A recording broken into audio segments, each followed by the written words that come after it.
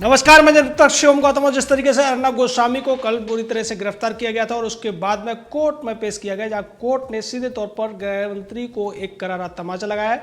महाराष्ट्र के गृह मंत्री अनिल देशमुख ने जिस तरीके से इस केस को खुलवाया था और खुलवाने के बाद में इस केस में गिरफ्तारी की गई अर्नब गोस्वामी की, उसको लेकर कोर्ट ने सवाल उठाया और ये पूछा है कि इस केस को रीओपन करने से पहले कोर्ट की परमिशन क्यों नहीं ली गई है। दरअसल ये मामला 2018 का है। 18 के बाद इसको 2019 में पुलिस ने जांच के बाद बंद कर दिया था, क्योंकि जिन लोगों के ऊपर आरोप लगाए गए थे उनके खिलाफ कोई सबूत नहीं मिला था। उसके बावजूद इस मामले को राजनीतिक प्रतिद्वंद्विता की वजह से और ईर्ष्या, व्यक्तिगत दुश्मनी की वजह से इस मामले को खोला गया और इस मामले में मृतक की बेटी का बयान लिया गया। उस बयान और चिट्ठी के आधार पर अनिल देशमुख ने विशेष रुचि दिखाते हुए इस मामले को बड़ी त्वरितता के साथ में खुलवाया। दूसरी तरफ जिस तरीके से मुंबई के अंदर दिशा सालियान और सुशांत सिंह राजपूत की हत्याएं हुई थी, उसको लेकर महाराष्ट्र पुलिस, मुंबई पुलिस की चुप्पी पर सुप्रीम कोर्ट से लेकर हाई कोर्ट तक सवाल उठा चुके थे, लेकिन उन मामलों में कभी भी कोई गिरफ्तारी मुंबई पुलिस ने नहीं की।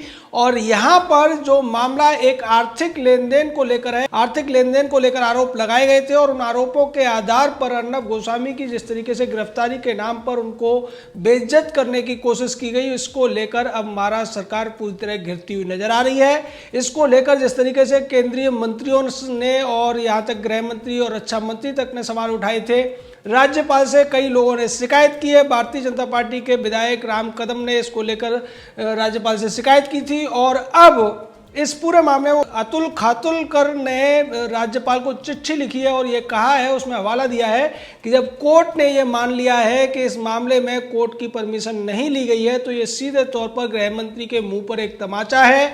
गृह मंत्री यहाँ पर गलत साबित हुए हैं और ऐसी स्थिति में महाराष्ट्र सरकार को बर्खास्त किए जाने की जरूरत है। और इस मामले में जिस तरीके से कोर्ट ने कहा है कि यहाँ पर पुलिस के रिमांड दिए जाने की कोई ज़रूरत नहीं है। अर्नब गोस्वामी, उसके साथ साथ जो फिरोज शेख है और नितिन शारदा नाम के जो तीसरे व्यक्ति हैं, इन तीनों को जुडिशियल कस्टडी में भेज दिया गया 18 अक्टूबर तक। और इसके खिलाफ अर्नब गोस्वामी के वकीलों ने हाई कोर्ट में याचिका दायर कर दी है। हाई कोर्ट में ये याचिका डालते हुए उन्होंने कहा है कि यहाँ पर ये FIR गैर वाजिब है और इसकी कोई ज़रूरत नहीं है। सीधे तौर पर यह कानून का मखौल उड़ाने के लिए लगाई गई है।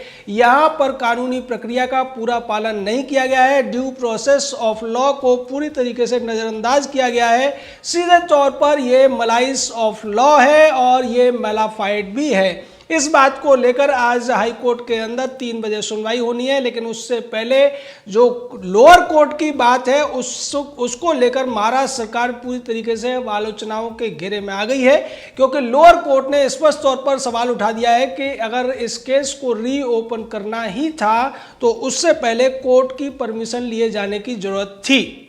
दरअसल CRPC के तहत ये प्रावधान है कि अगर पुलिस किसी केस को क्लोज कर देती है तो उसको रीओपन करने के लिए, यानी कि दोबारा से खोलने के लिए कोर्ट से परमिशन ली जाती है। उससे पहले ऐसा नहीं हो सकता है। लेकिन यहाँ पर पूरी तरीके से सारे नियम कायदों को नज़रअंदाज किया गया। सीधे तौर पर एक व्यक्ति को निशाना बनाया गया और उसको निशाना बनाने के लिए 2 और व्यक्ति को भी गिरफ्तार किया गया।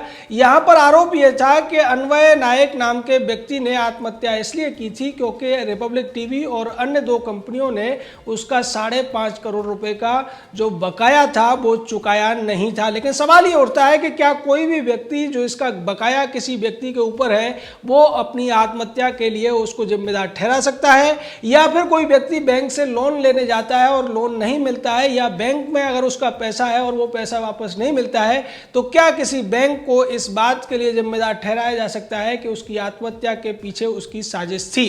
यहाँ पर मुंबई पुलिस और महाराष्ट्र पुलिस ने जिस तरीके की भूमिका निभाई और बाद में जब उन्हें लगा कि इस केस में अर्नब गोस्वामी को वो नहीं फंसा पाएंगे, तो उन्होंने अर्नब गोस्वामी, उसकी पत्नी और बेटे के ऊपर एक महिला अधिकारी के साथ बदसलूकी की FIR भी दर्ज करा दी। यानी उन्हें लगता है कि इस केस में नहीं तो कहीं ना कहीं दूसरे केस में किसी भी तरीके से अर्नब गोस्वामी को उन्हें फंसाना है और इसको लेकर अब चौतरफा वो घिरते हुए नजर आ रहे हैं। ऑल इंडिया बार एसोसिएशन ने इसको लेकर राज्यपाल को पत्र लिखा है और उसमें सवाल उठाए गए हैं कि सीआरपीसी और जो न्याय की प्रक्रिया है उसके तहत किसी भी व्यक्ति की जब गिरफ्तारी होती है तो उसमें कुछ कानून और नियमों का पालन किया जाता है, कुछ अधिकार व्यक्ति के होते हैं, लेकिन यहाँ पर उन सभी अधिकारों का हनन किया गया है। एक ऐसे केस में गिरफ्तारी की गई है जहां पर सीधे तौर पर कोई कल्पेबिलिटी अर्नब गोस्वामी की नहीं बनती है। उसके बावजूद केवल राज्य सरकार ने अपनी दुश्मनी निभाने के लिए, निशाना बनाने के लिए ऐसा करके और फिर इस मामले में रायगढ़ जिस तरीके से पुलिस लेकर गई, जानबूझकर अर्नब गोस्वामी को रायगढ़ ले जाया गया क्योंकि उन्हें पता था कि अगर वो मुंबई में रखे जाएंगे तो यहाँ आसानी से उन्हें जमानत मिल सकती है। रायगढ़ के कोर्ट में पेश किया गया जहां अर्नब गोस्वामी ने यह आरोप लगाया था कि पुलिस ने उनके साथ मारपीट की है, जिसके बाद उनका मेडिकल किया गया। मेडिकल में खरोंचों के निशान आए और इसको लेकर कोर्ट ने कहा कि ये मामूली खरोंचे हैं, इसलिए इसमें मारपीट का केस तो नहीं हो सकता है। लेकिन जब महाराष्ट्र पुलिस ने इस पूरे मामले में 14 दिन की पुलिस रिमांड की मांग की तो कोर्ट ने स्पष्ट तौर पर उससे मना कर दिया और यह कह दिया कि इस मामले में किसी भी तरीके से पुलिस रिमांड की जरूरत नहीं है। यह कोई ऐसा मामला नहीं है जहां पर जो आरोपी है उसको पुलिस रिमांड में भेजकर पूछताछ की जरूरत पड़े। इसमें जो पूछताछ है वो दूसरे तरीके से हो सकती है और इसीलिए इन्हें पुलिस रिमांड में नहीं बल्कि जुडिशियल रिमांड पर भेजा गया है। अब इस जुडिशियल रिमांड को निरस्त कराने के लिए, एफआईआर को क्वेश कराने के लिए अर्नब गोस्वामी की तरफ से वकीलों ने याचिका दायर कर दिया हाई कोर्ट में, जहां सुनवाई होनी है। एसएस शिंदे और एम कार्निक की जो खंडपीठ है वो इसकी सुनवाई करेगी और वहां एक बार फिर से महाराष्ट्र की उद्धव सरकार, अनिल देशमुख, संजय राउत जैसे लोग एक्सपोज होने वाले हैं क्योंकि इनके पास इस केस में कोई भी आधार नहीं है, कोई भी तथ्य नहीं है, कोई भी सबूत नहीं है। यहाँ ये केस सिर्फ और सिर्फ एक व्यक्ति से दुश्मनी और उसको ईर्ष्यावश फंसाने के लिए किया गया है। दूसरी तरफ अगर देखा जाए तो अब तक मुंबई के अंदर तमाम ऐसे आत्महत्या के मामले हुए हैं जिनमें स्पष्ट तौर पर परिवार के लोगों ने दूसरे व्यक्तियों पर आरोप लगाए थे, उनके खिलाफ सबूत भी दिए थे। वहां पर मोटिव भी सिद्ध होता था और उसके पीछे इंटेंशन भी सिद्ध होता था क्योंकि किसी भी केस में दो चीजें मेन होती है, एक होता है मोटिव और एक होता है इंटेंशन। लेकिन यहां अर्नब गोस्वामी के मामले में न मोटिव दिख रहा है न इंटेंशन दिख रहा है। उसके बावजूद अर्नब गोस्वामी और फिरोज शेख, नितिन सारदा की गिरफ्तारी हो जाती है। दूसरी तरफ अगर बात की जाए सुशांत सिंह राजपूत के मामले में, रिया चक्रवर्ती का वहां मोटिव भी है, इंटेंशन भी है। मोटिव यह था कि किसी भी तरीके से जो लेनदारियां